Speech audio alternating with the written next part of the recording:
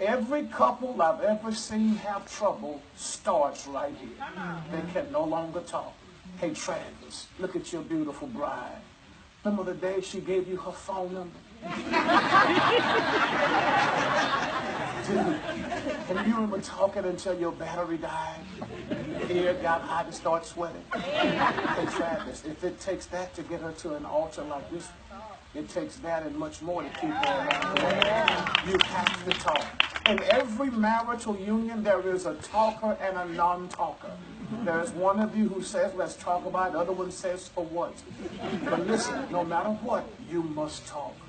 If you fail to communicate, all of this was beautiful for Facebook and Instagram, but your marriage will fail. But if you talk, you will talk your way through it all. Learn to listen. Learn to share. You don't always have to agree, but you always have to communicate.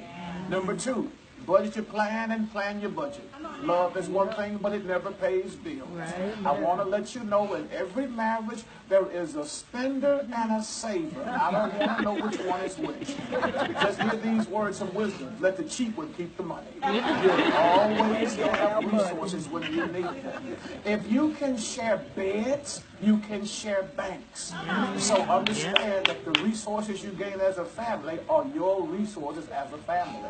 We are unapologetically Christians.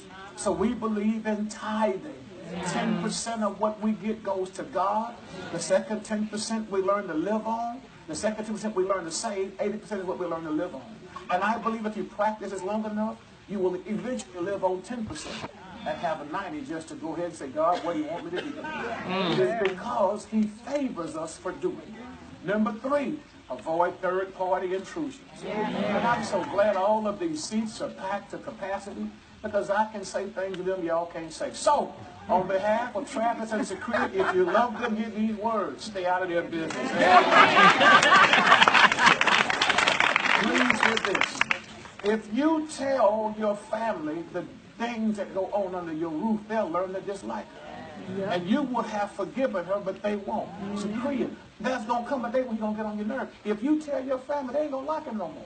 So there's some things you got to keep under your roof. If you tell your friends and your cousins and them, it's just going to start a mess. Learn how to talk with God.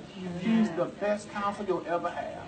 And should you reach a place where you need personal counseling, run from people with good advice but bad marriages. They cannot help you. Find somebody with a Bible and a good marriage of their own who can be confidential with your matters and hold them to heart and give you earnest, honest feedback. Other than that, only tell Jesus he's still a wonderful counselor. Fourth one is avoid infidelity. We live in a sex-crazed culture where people get married thinking the grass is green on the other side of the fence. They think that the grass stays green all the time. Y'all listen to me. Any grass that stays green all the time is fake. It's astroturf. It's not even. You have to learn to water your own grass. The only people that should touch you intimately are the hands that you're holding right now. Amen. I want to make this announcement. Men are microwaves. Women are crock pots. Listen to me, Travis. No deposit, no return, son.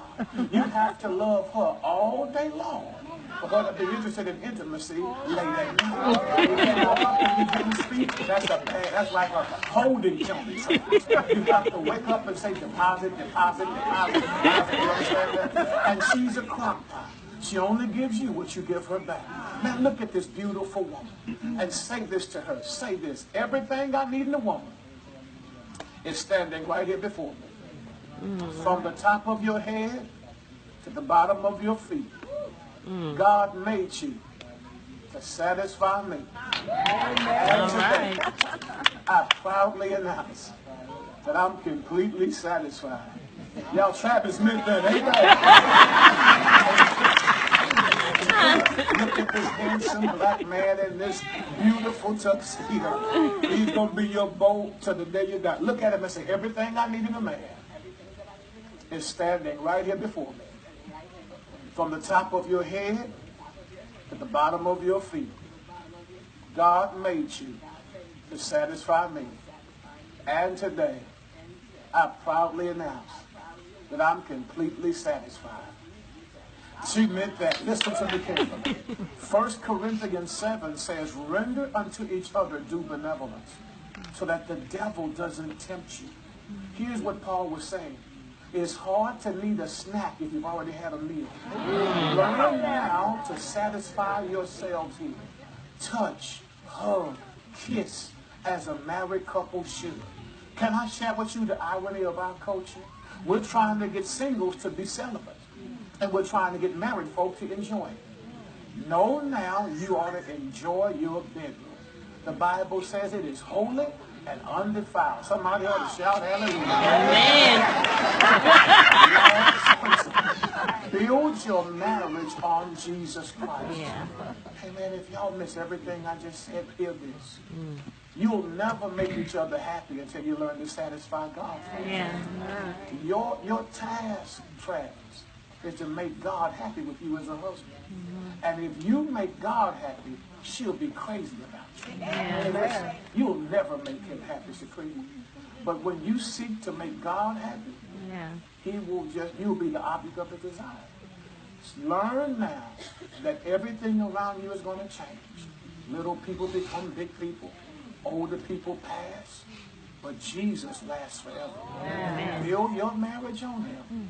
And I promise you it will last a lifetime.